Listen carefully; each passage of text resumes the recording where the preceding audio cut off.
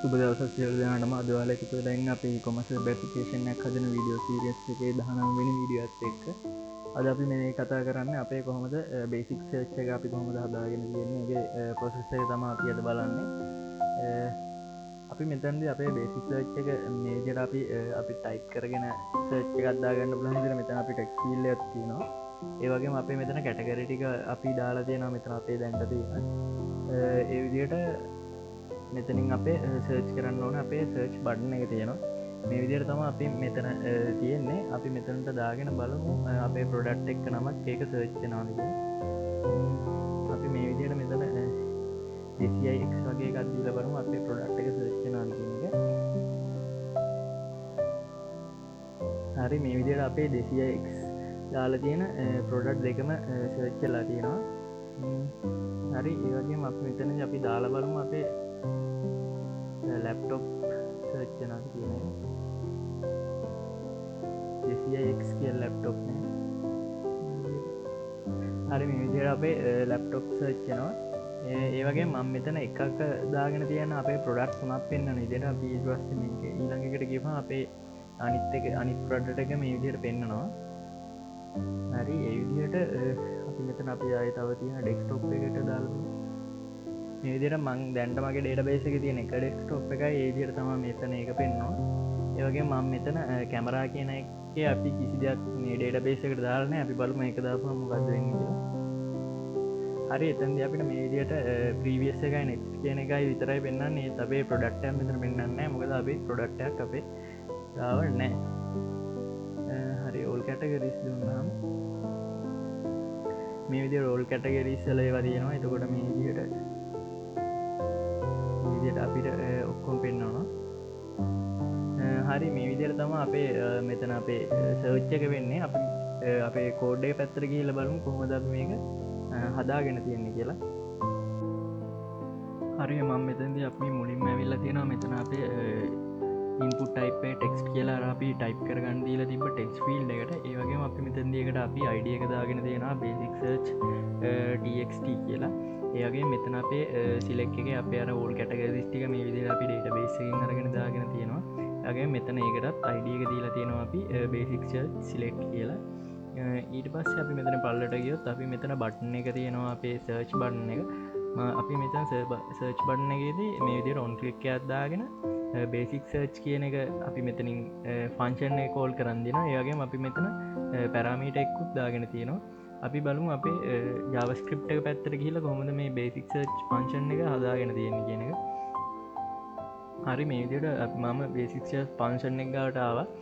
මෙතනදී අපි function එකේදී මෙතන මේ විදිහට අපි parameter එක x අරගෙන ඒ වගේම මෙතනදී අපි මේ විදිහට id අරගෙන document.getElementById අපේ id ටික අරගෙන මේ විදිහට අපි assign කරගෙන තියෙනවා.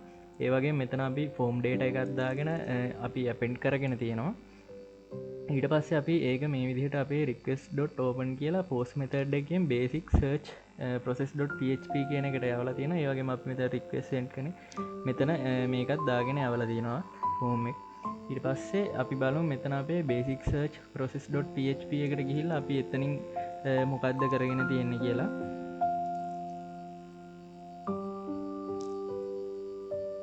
හරි, මේ තියෙන අපේ basic process.php කියන කෝඩ් එක.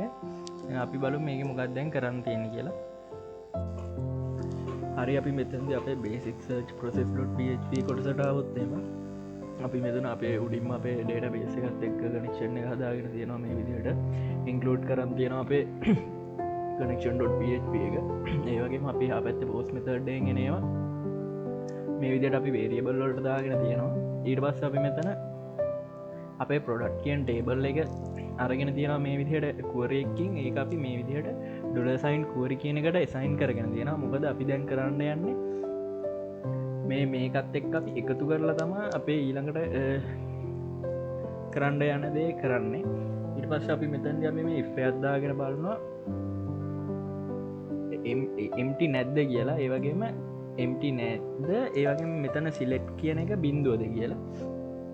එහෙමනම් අපි මෙතන අපේ මේ මෙතනින් ගත්ත query එකට මේ විදිහට බයි එකතු කරගෙන වගේ තියෙනවා. මේ විදිහට අපි මෙතනදි කියන්නේ මෙතනගෙන ටෙක්ස්ට එක අපි දාල්තියෙන් ටෙක්ස්ට එකට ගැලපෙන විදිහට තියෙන ටයිටල් ගණ්ඩ කියන එක තම අපි එතනින් කරලා තියෙන්නේ ඊට පස්ස අපි මෙතන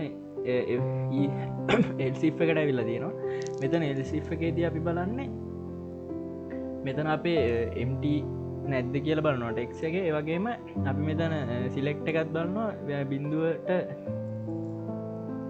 සමාන නැති කියලා හෙමනම් අපි මේ විදිහට අපේ කුවරියක දාගෙන තියෙනවා මේ විදිහට ඒ කියන්නේ අපි මෙතනදී අපේ ටෙක්ස්ට් එකත් අපි ටෙක්ස්ට් ෆීල්ඩ් එක ගහපු එකත් empty නෑ අපි කියන්නේ මාක් කරලා ටයිප් කරලා මෙතන සිලෙක්ට් කියන එකත් බිඳුව නෙමෙයි. එතකොට අපි මෙතනදී කරන්නේ අපේ මේ බයින් කරලා තියෙන අපි මෙතනදී ටයිටල් එක අර විදිහටම අපි බලනවා අපි දාලා තියෙන එකට සමාන වගේම ඊට පස්සේ අපි මේ කැටගරි කැට් ID එක බලනවා අපි සිලෙක්ට් කරලා තියෙන එකට සමාන ඒ අපේ ප්‍රොඩක්ට් ටික තමයි ගන්න කියන්නේ.